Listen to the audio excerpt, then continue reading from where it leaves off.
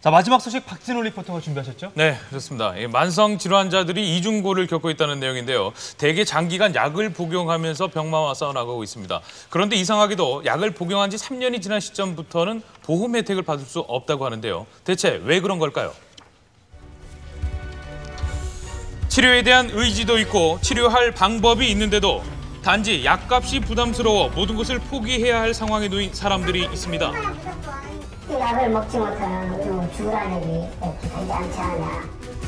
아플 때 쓰라고 만들어진 건강보험. 그러나 도움은커녕 환자의 생명과 생계까지 위협받는 안타까운 현실 취재했습니다. 만성질환으로 대표되는 B형 간염. 국내 보균자만 무려 350만 명에 달하는데요. 김윤아 씨 역시 B형 간염으로 10년째 투병 중입니다. 보유자인지도 모르고 있었는데요. 헌혈하고 나니까 간염, B형 간염 보균자다라고 알려지더라고요. 그런데 최근 김윤아 씨는 지속적으로 먹던 치료제에 내성이 생겨 약을 한 가지 더 추가하게 됐다고 하는데요. 때문에 걱정도 하나 더 늘었다고 합니다. 두 개를 같이 먹을 경우에는 한 가지 약밖에 보험이 적용되지 않는 상황이거든요. 문제는 바로 약값. 건강보험 혜택 기간인 3년이 지나면 약값이 2배, 3배로 껑충 뛰어오른다는 것.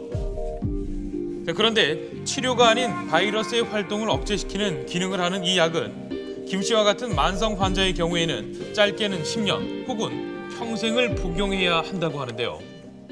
약이 이제 3년만 먹고 말 수 있는 약도 아니고 언제까지 먹어야 될지 알 수 없는 약인데 이것을 이제 3년 뒤에 비보험으로 적용되게 되면은 비용 부담이 좀 아주 심해지죠. 그렇다면 이렇게 치료를 중단할 경우에는 어떻게 되는 걸까요? 네, 만성 B형 간염은 적절한 치료를 받지 않는 경우에 간경변증이나 간암으로의 발생이 상당히 높은 만성 질환입니다. 약값 부담으로 자의로 끊는 분들도 있어서 그래서 문제가 되고 있는 실정입니다. 큰 병이 아니겠지라는 마음에 치료를 중단했다가 목숨까지 위험했다는 주모 씨.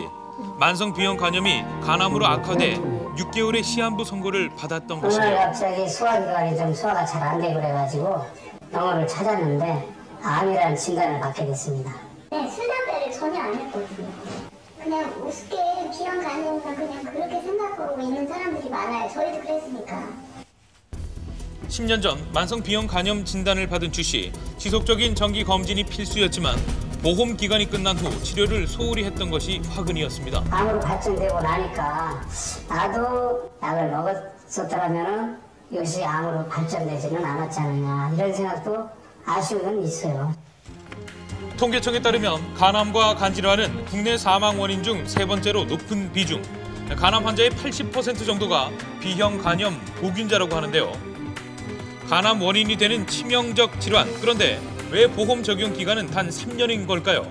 평생 적용을 한다면 환자 보호에서는 평생 적용을 해야 되는 게 맞을 수도 있어요. 거기는 모두 낫지 않는 것들이고 또 재정적인 측면에서 아주 비싼 약을 이렇게 계속적으로 투입한다는 것도 또 효율성이 떨어지는 거거든요.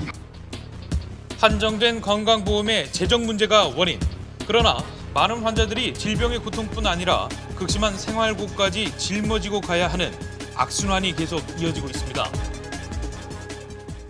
건강보험 적용 기준이 논란이 되는 질환은 만성 간염뿐만이 아닌데요. 폐경기가 지난 여성에게 주로 나타나는 골다공증.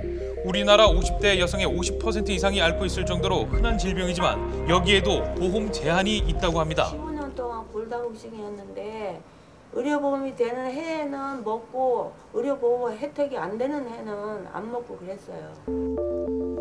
우리나라 골다공증 치료는 외국에 비해 까다로운 보험 기준을 적용하고 있습니다. 그리고 보험 혜택 또한 1년 중 6개월로 제한하고 있어 환자들의 부담은 클 수밖에 없다는데요. 마이너스 3.0보다 더 낮았던 분들이 골다공증 치료를 보험으로 혜택을 받으면서 치료를 해서 마이너스 2.7까지 갔다고 치면 골다공증이 있으신데도 불구하고 보험급여를 못 받아서 치료를 멈추게 되는 경우가 상당히 많습니다. 그래서 많은 환자들이 치료비 부담으로 진료를 거부하다 오히려 병을 키우는 경우가 허다하다고 합니다.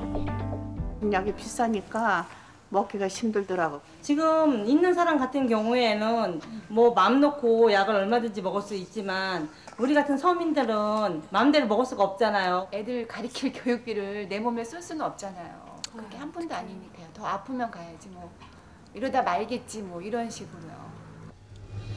꼬박꼬박 보험료를 내고도 더 이상 아무런 혜택을 받을 수 없는 현실. 더 이상 비싼 약값 때문에 치료를 포기하는 일이 없도록 하루빨리 관련 규정이 정비돼야겠습니다. 원치 않는 질환만으로도 고통이 이만저만이 아닐 텐데 이런 만성 질환자분들이 한두 분이 아닌 거잖아요. 네, 그렇습니다. 만성 질환이 있다고 해서 사회 제약을 많이 받는 것도 문제인데요. 예를 들어서 B형 간염 보균자의 경우는 어린이집을 못 들어간다든지 기숙사를 거부를 당한다든지 또한 취업을 볼 때 면접에서도 거부를 당하는 경우가 있다고 하는데 제도 개선은 물론이고 사회적 의식도 많이 개선이 돼야겠습니다. 네. 예, 저도 아파서 입원해 보니까 정말 건강보험 혜택이 중요하구나 싶었는데 만성 질환자들한테 혜택이 잘 안 가는 너무 걱정입니다. 이러다가 뭐 약보험, 주사보험, 무슨 보험 따로 들어야 되는 거 아닌지 제도적 개선이 정말 필요할 때입니다. 네.